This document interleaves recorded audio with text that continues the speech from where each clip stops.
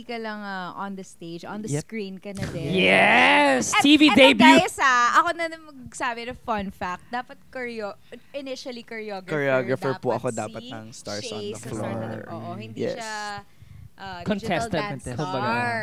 Tapos ano nangyari? So, nag-start siya with, actually, si Coach MJ, our head choreographer ng show. Nagsabi siya sa akin na, parang it's in the talks na they want you as a digital star. So, parang sabi ko, okay. Like, parang yun lang yung reaction ko. Okay. Sige, sabihan mo lang ako, sabi ko sa kanya. Tapos biglang tumawag na sa akin si Miss May. Sabi niya, hi JM, there's this show, in-explain niya yung concept ng buong show. Tapos parang sabi niya na, we want you as a choreographer. Yun yung una niyang sabi. So sabi ko, akala ko digital star. So sabi ko, okay, sige, go lang po. Kasi mas okay lang naman sa akin din mag-choreographer.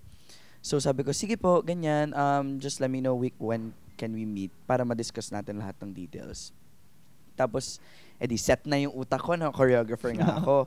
Tapos biglang may group chat na ganyan na meet tayo choreographers for this, conceptualize tayo, whatever. Pumunta ako sa meeting ng choreographers kasi andun lahat ng bosses. Nagpe-pair up na sila ng mga duo. Ayun! Ano pa yung mukha ko na? Oo. Wow! Andun ka na. First option ka, babe. Nasa original. Akala ko kasi noong una, may replace lang ako. Hindi.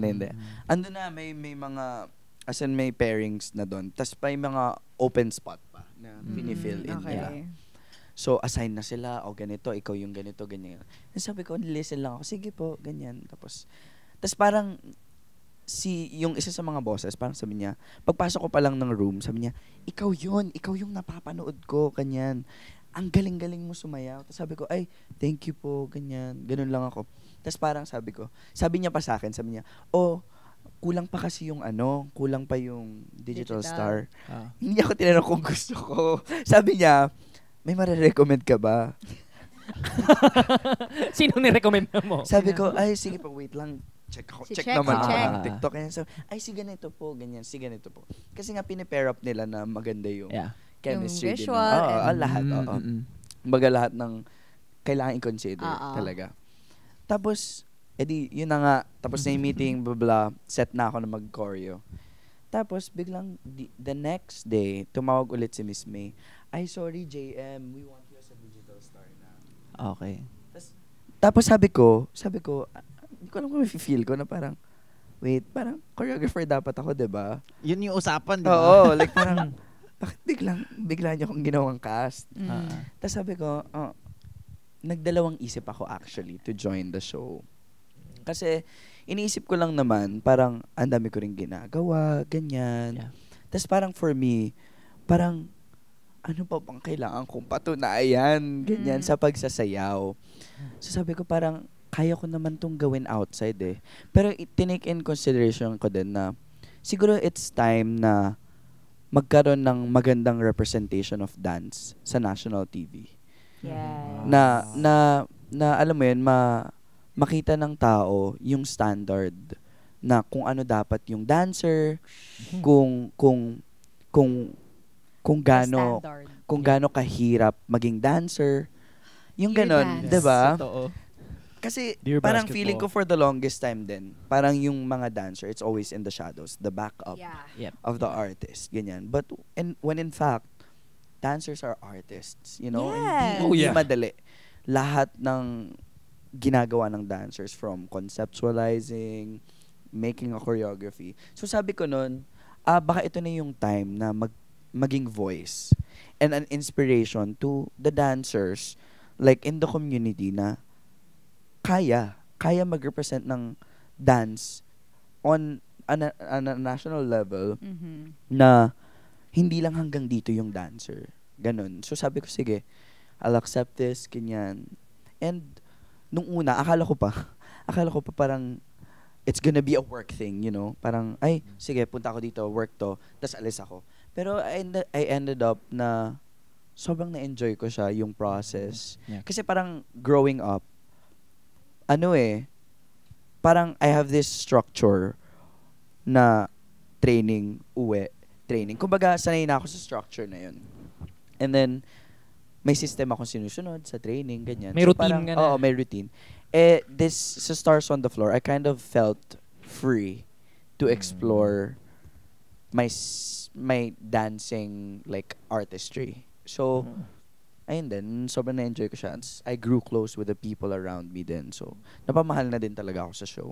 Yes. Ako masasabi ko, I represent the people who yung feeling nila hindi pa sila ganun kagaling na to show na kaya. There's with growth. Proper training, Yes. with dedication, Correct. with focus. Yeah.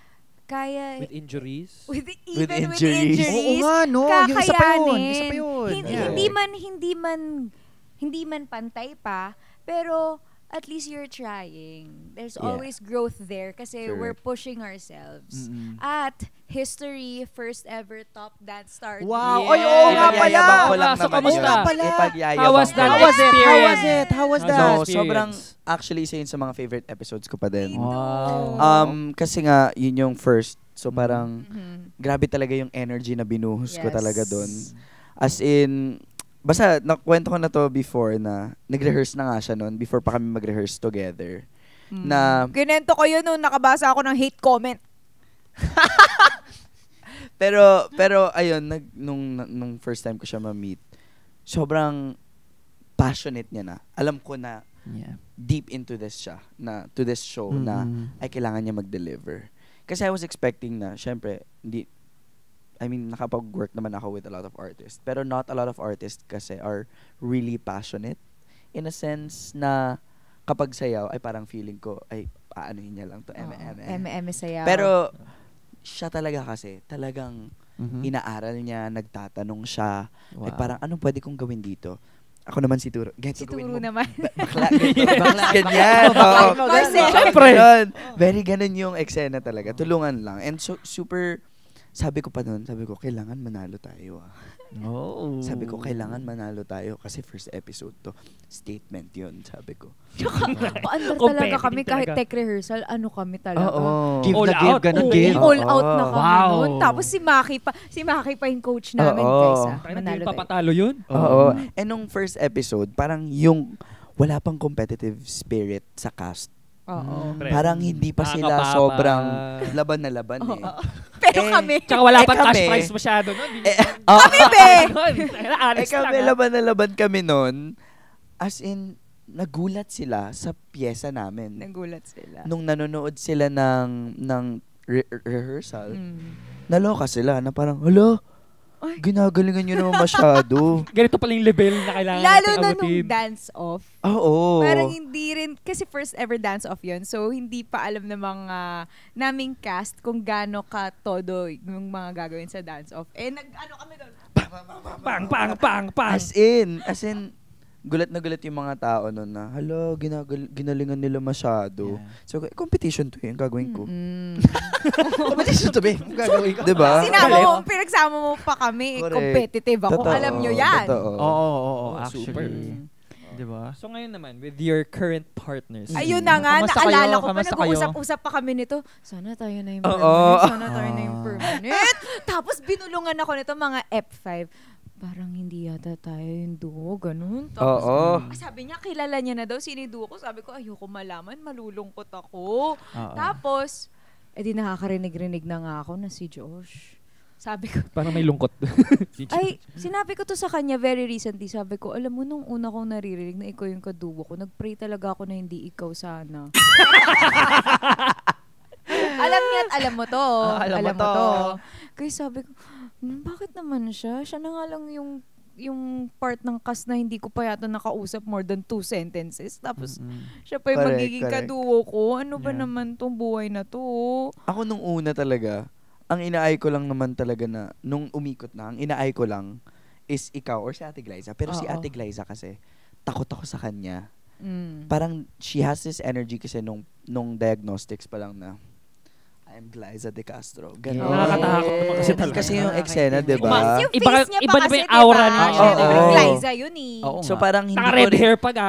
tapos parang siya rin yung type nung mga first few episodes na hindi talaga siya super nagsasalita. Yeah. Like, so parang iniisip ko na parang, ay, kasi baka busy din siya, may taping siya, ganyan. So parang, hindi rin ako super nag-effort pa noon na to reach out. Kasi nga nahihiya talaga ako.